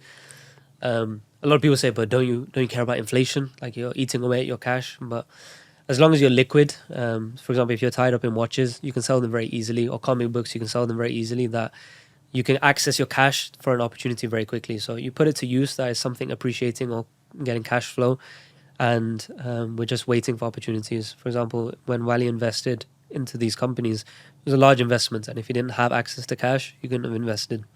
So I think being a little bit cash heavy is also important. As long as you're not just losing money with inflation without a plan. But I think the one thing to say is, maybe the stage we're at now is not applicable to everyone or relatable to everyone. And I'm not saying that with any arrogance at all, but it's more to say, view your life as seasons, and just understand what season you are in, or what stage of your career path you are in. And the progression is very similar, but the stage we are at now, I don't think people should try and emulate, the later on stages of your career. Of now, let's say someone who's 18 jumping into, let's say, focusing on networking and focusing on these kind of things, because it's not the right way to do it. You have to be bringing value to the table to be able to network. So it's focusing on the beginning and then working your way up. And I think that starts with, you got to have a cash flow base. You got to either have a cash flow business, either trading or sales, because that's a very commission basis. So you can make good cash doing that. So you got to start off with building a skill set that's going to generate cash. Then you invest that cash to get strong nest egg. You got a strong financial base. You got access to capital, and then you deploy it. And you deploy it in various ways, and that's either doing equity or investing into property, stocks, watches, comics, all of these kind of things. And then you really sit back and think, okay, what do I really want to do? What is the big project I want to do? And then it becomes more diverting into passions and all of these kind of things. You have a luxury to afford to do what you want to do, whereas in the beginning you're focused on generating cash. So I think it's learning what season you're in and how to maximize each season, and that's the career path, I think. I think with that, there's a saying that I really like, and it's, don't compare your chapter 1 to someone else's chapter 30. So if you're at the beginning of your journey, don't try to copy what you're doing today. Copy what we tried to do 5 years ago when we started off as well. Don't see what we have now and expect them results within the next couple of months, or without applying yourself properly. I can imagine a lot of people that watch this podcast, perhaps fully or just clips, can see this as a very this is the ideal life. I'm living in Dubai. I'm making good money, and I'm feeling good. I'm healthy. I get to work on my health, because that's what you guys do too. I've seen. Could you talk about some dangers of entrepreneurship? Because I feel like in today's world it's very glorified, especially with social media. You see a lot of cars, a lot of people flashing watches. What are some hardships that you guys have encountered, or perhaps that you see around you? Because, for example, with trading, it's like the loss, and the people making losses, people winning, it's like 90% and 10%, Yeah, right? a lot of people lose. I mean, as we spoke, it's about how to prepare yourself properly so you don't end up losing too much money, and that's risk management. I forgot, that was the other pillar I couldn't remember. It's risk. It's how to manage your risk. But in general, entrepreneurship, is very glorified, and I don't think it's for everyone, because you got to be a kind of person. As I said, you got to master so many things. Whereas as a university graduate or as an employee, you got to master your one thing, and you get paid for your time. As an entrepreneur, you got to be good at so many things that, unless you're really going to go out there and try and master so many things, you might as well just get a high paying job, be self employed, have a bit of freedom, and live your life. But if you really want to achieve massive things, then you gotta take that path. It's the only way. But it comes with hardships. And if I'm to summarize, I think I speak for both when I say this. It has to be coming across bad partners, because we've been in business with so many people now, but the only thing that stood the test of time is myself, Waly, and Alex. We've always been a 3. Sometimes we've been a 4. Sometimes we've been a 5. Sometimes we've been a 7. We've been a group. But Always come down to 3. it always comes down because it's very tough to find people you can truly trust. And I think the reason we trust each other is because we started together, and we were like, all 3 of us were nobodies. We didn't have money, and we grew together. So we've seen our growth, we've seen our intentions, we know how we operate, and we have that basis of trust. But now someone new comes into our life, and we enter a business with them. We don't know their intentions. They could be, it could all be a facade. The things they're telling us might not be real. And something we've noticed a lot is people talk way beyond the reality, and that's kind of been the biggest challenge, where we've had to exit business with a lot of people, because it's just mistrust, and it's kind of agreement we made between us now is we're not going to add new people. We've tried it too many times. We've been bit in the back too many times. We've lost so much money, and it's a reality. Through bad partnerships, we are hundreds of thousands down, like realistically so much money down, because we have to exit a business because it was the wrong person, or refund a lot of people. Something that happened recently was, just to tap on it lightly, we had a business with someone, and we were collaborating with him, and it was on a equity share basis, and he had a 50%, or actually 60% hold, so he was a majority holder compared to us. So we were paying people out. It was a Dubai company, so we were paying him out, and then certain information came to light. We wanted to exit the business. Now the idea is we've already paid him out for an event that was about to happen, but he didn't give us the money back, so we had to refund everyone from our pocket, and this was like a 300k refund we had to do. Again, this is something we could have screwed over the customer or something, but we thought no. In business, your reputation is everything, and you have to have a bit of honor, a bit of pride. And I think the way we are raised, we're raised in a proper way. So we refunded people from our pocket. That was multi 6 figures, and the guy already took the money. Things like this doesn't get shown. We don't obviously post on social media or talk about these things, but these are the kind of behind the scenes losses that we take, and it's tough. But such is the case of we're professional businessmen, therefore professional problem solvers. And that was just another problem that we had to face, and it's kind of a regular thing. You got to deal with problems.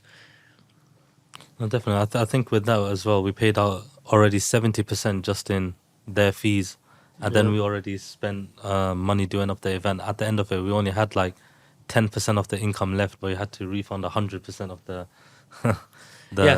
We've had a few situations like that, but I think with age you learn. And going back, the mistakes we've made in the past, we know we're not going to make again. The biggest mistake we had was our first mistake back in 2019 or something, where we had big aspirations. We were young kids. We wanted to conquer the world, and we didn't realize how we weren't realistic with our goals. So the people saw we're young, we have access to cash, and they just exploited us.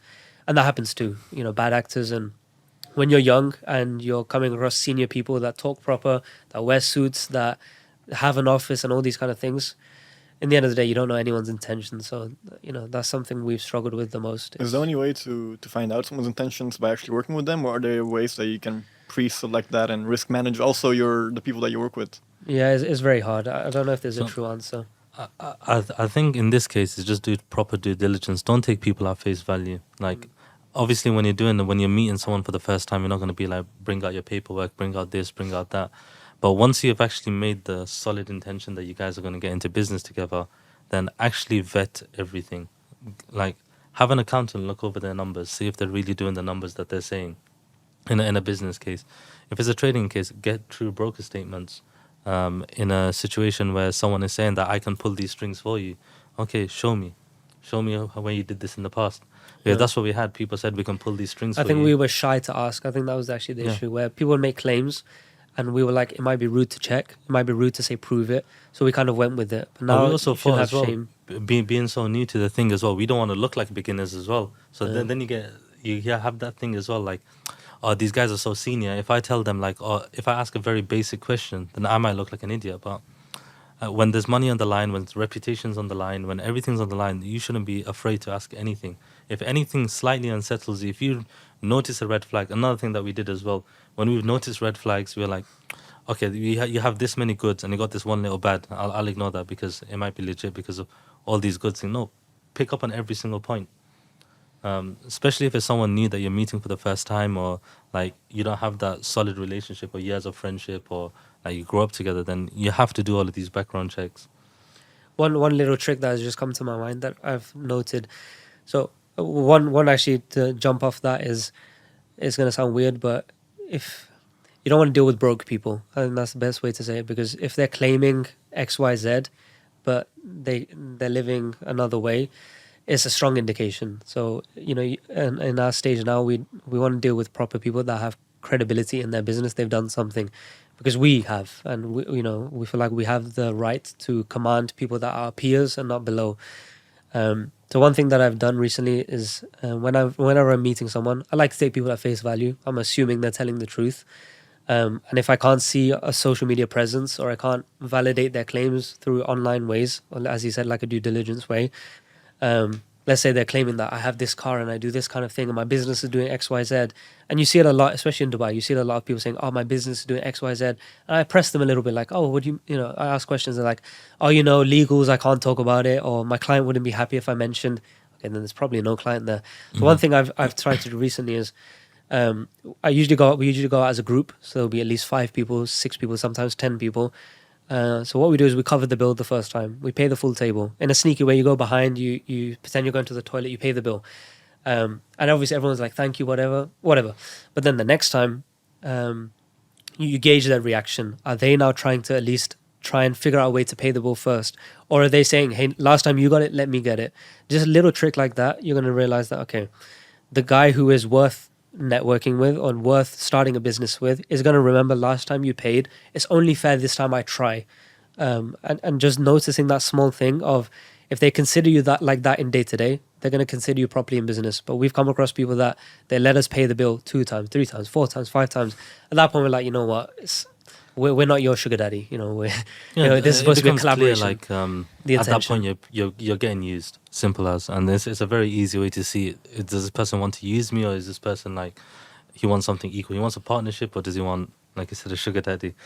And we've noticed it too. Sometimes people just come out to be in the nice place, post the thing at the spot, but they never pay the bill. So we're like, okay, you're also a bit leeching here. So your circle grows, but then it also shrinks, and it shrinks in the right way. But you got to be clued on to how to filter the right and wrong person, especially in a city like this where there's very serious, very credible people, but also a lot of wannabes that are just coming to hope to network with them. So you got to be good at deciphering. And it's a rare case where Dubai is one of those cities. Are you happier now that you are successful? Because I can imagine that 3 years ago, less lawyers, less headaches, less people to deal with, less people. Right, man. The amount of time we spent with lawyers hunting in the last year.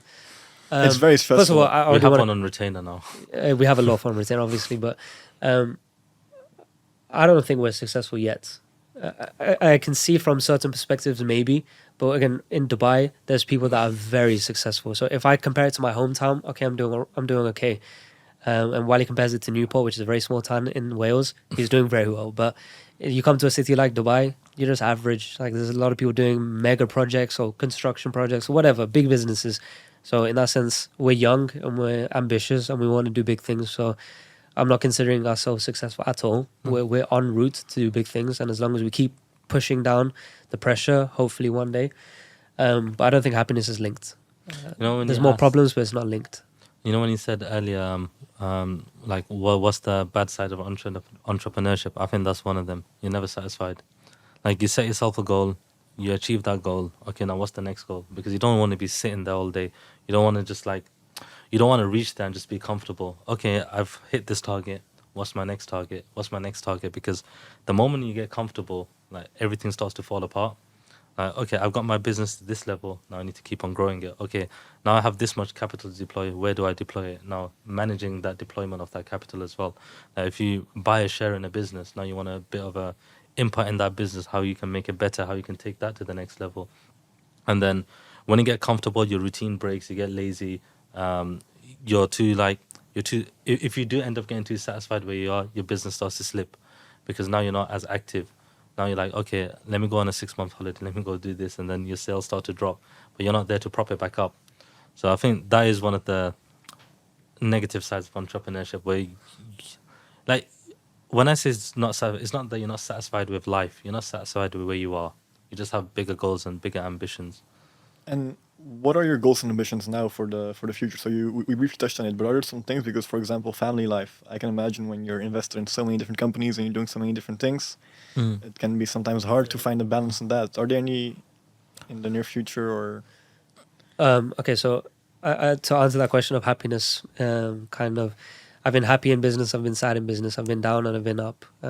It's kind of linked to how business is going or how big the problems are. But aside from that, I think what I'm enjoying is going to sound a bit weird or wet, but I really like doing things with my boys. And I'm day to day, we're in the same city, we're doing everything together, That's we're cute, going bro. out together.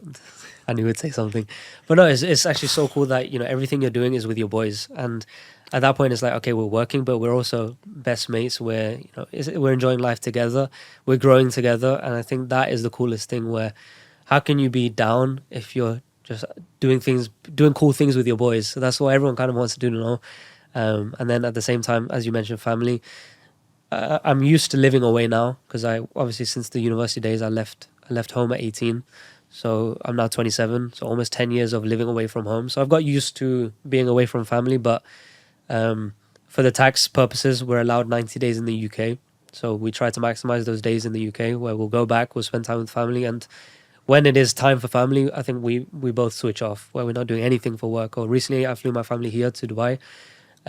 So we were having the best time where my little brothers, they were one day in the desert, the next day ziplining in Ras Al Khaimah, the next day doing this, the next doing that. So when it's family time, we're all in, but when it's time for work, we're also all in. It's very good you have that switch because I think a lot of entrepreneurs get addicted to those highs, and if they can't find it with the family, they will just focus on like the business aspect. But you see, this is where it becomes important that you have good partners around you. Like when he switches off, then me and Alex are there to do everything. When I want to switch off, then I got him and Alex. Alex wants to switch off. It's both of us. Like now, Alex has gone home for his Christmas period, so we're managing everything. But when he comes back, then one of us might go home for a little bit. So having partners that you trust and having partners that are like they can carry their own weight around is very important, and it allows you to have these luxuries. This was a very, very interesting podcast. And I think I haven't had many podcasts like this where like before the podcast I was really like I really wanted to know everything about you. So I listened to the podcast you've done together, and obviously like we can have this conversation and go on for hours and hours. But what I was really surprised about, I kind of knew you were going to give that answer, was when I asked about success, because you said I don't feel successful at all, or like we're working towards that. I always end by asking the question, what does success mean to you? And at what point do you think you'll be successful? Because obviously there's finance, but is there also something else or other things you would measure your success by? I actually get asked that a lot here in Dubai, from people above me and also below me in the career timeline. The answer I always give is freedom, and because some people say, look, for the last month I don't think we've done too much compared to other months. We've kind of been just going out meeting people and networking, let's say, or just relaxing. Family was here, so we haven't done much. And people say to me, oh, but why didn't you do this? What about this? What about that? Black Friday, I don't know, all these kind of New Year's offers or something. I was like, man, I'd rather not be a slave to the business and I'd rather be free. And everything that we do is optimized for that. Where, yes, we could probably do better in business. Yes, we could probably make more YouTube videos and then the education company would grow.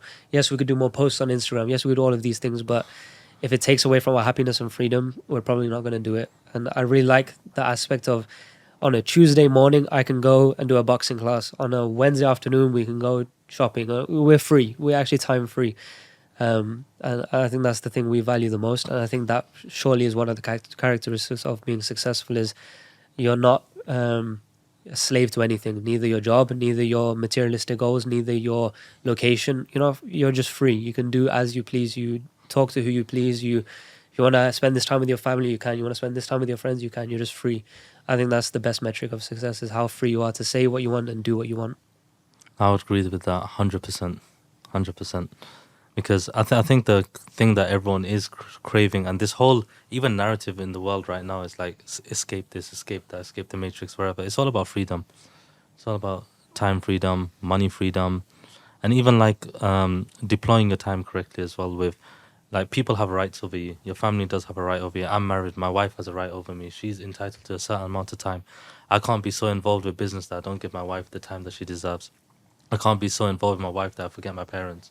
I can't be so involved with them that I forget my friends. Like, diversifying it properly, applying it to the right places, and at the same time doing it in a way that makes you happy in yourself and feel fulfilled yourself. Very important. I think that is the key metric. Right now, like, we might be involved in so many things. We're not like, we're doing wrong by other people. Like, when I go out and work for like 3-4 days straight, then I know, okay, I'm doing wrong by my wife. Like, I shouldn't be doing that. But at the same time, I know, like, I'm doing this because I know there's gonna come a point where I don't need to, and then I can dedicate more time there.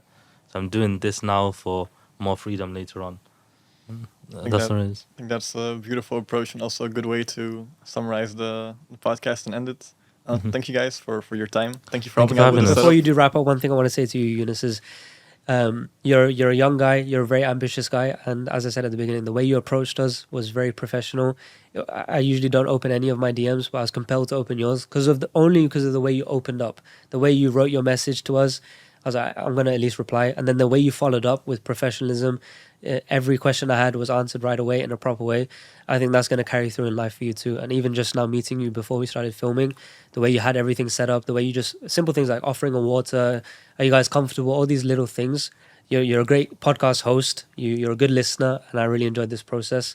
And I know you're going to go a long way with the things you were saying before we started filming. I think you should keep up this show for sure.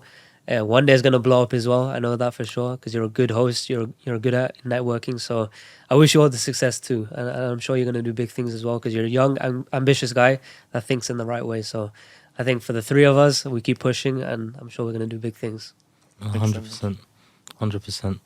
Like, being a good listener is so important for a podcast. Like, you didn't interrupt when we were talking. It's a big thing. And then we lose our chain of thoughts. Yeah, I mean, just to round off with that, thank you so much. I really appreciate it. And also with that, like with the podcast, I always feel like a lot of hosts want to have their own story put in. You can make separate videos where you talk about yourself. Like when you invite someone and they have so much to tell, like it's always like I always like to listen. And then I've heard some people tell me, yeah, you're not a good host. You're not asking questions. Like now I think maybe spoken like 4 or 5 minutes. But when you feel so comfortable to speak so much, then for me, it's just like listen, look, and nod if I agree. And if there's something that I want to ask a question, I'll ask a question. But I think even more interesting, you sent a question list of like, we're going to talk about these topics. I think in the end, we spoke about none of them, but you could have also been the host that said, no, we have to talk about this and this. You went with the conversation, and that was pretty cool too. And in the end, I think we had a very fun conversation. So yeah, man, a lot of fun. Yunus, it was a thank you pleasure, so man. much. I'll see you soon. Thank you. I'm the most brutal and vicious and most ruthless champion there's ever been. Yesterday, you said tomorrow. So just do it! You should be a monster, and then you should learn how to control it. It all comes from life lessons, and the lessons are learned through struggle.